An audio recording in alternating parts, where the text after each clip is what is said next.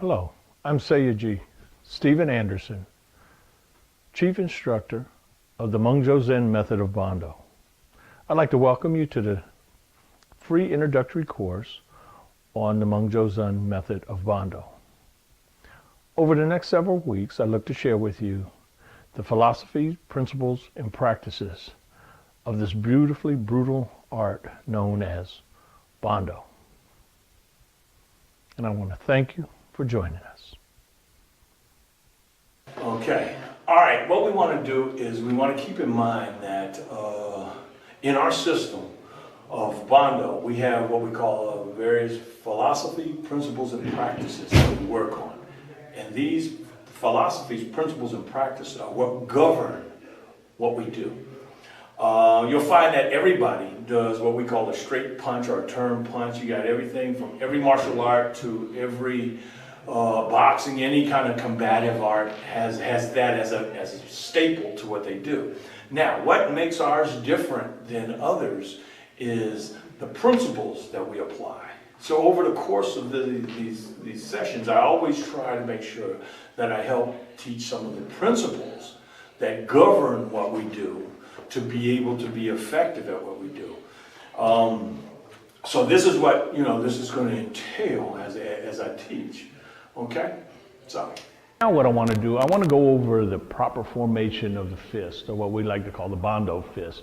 How we apply it and how we use it to ensure the safety of the hand, as well as the efficiency of the strike, okay? One of the first things that we focus on is how we close the hand. We don't use the normal punching fist or the normal reflexive fist that a person would make for a couple reasons. One, it has vulnerabilities to it. Quite often you'll see, especially if people go as far as the second finger here with the thumb, it makes the hand even softer and the thumb very vulnerable to breaking. I've even had students that have actually broke their fists by doing that. Not following instructions, of course. But what we want to try to do here is to focus on the proper formation of it to ensure that it's physically sound. One of the first things that we do is we take the fingertips and we want to bring them back beyond the pad, the base pads of the hand. So we bring it back into the, I would say, center palm. You actually line up all your fingertips at that point. You want your fingers all in alignment. You don't want to get this staggering action here. You want to be able to get the fingers all in complete alignment. From there, we put the thumb tip on the first knuckle, and then we close it down, like so, just like we used to do the little talkies. We actually close the fist down. So what happens in turn is we get a rather square fist.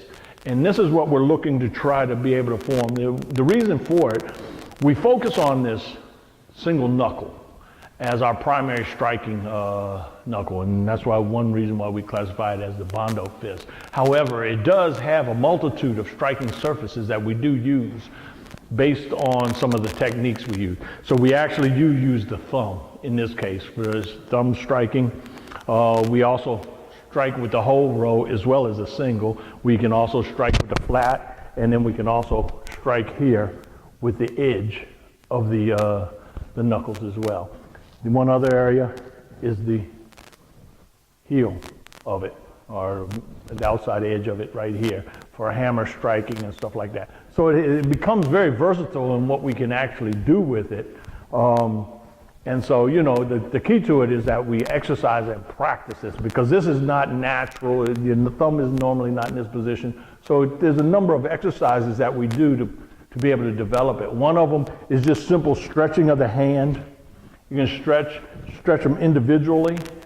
There's a number of things you can do, stretch them individually. You can stretch them as a group, you stretch the thumb. You practice closing them down or pressing here as well.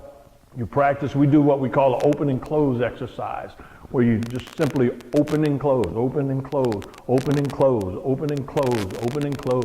And you just repeatedly do it over and over and over again, developing the habit. Muscle memory is built in by repetition. So it's just a matter of practicing it over and over and over again to where you be able to do it. Because the one thing that you want to be aware of is that Without the proper formation, you run risk of injuring your own weapon. And that's one of the things that we try to avoid. So work on it.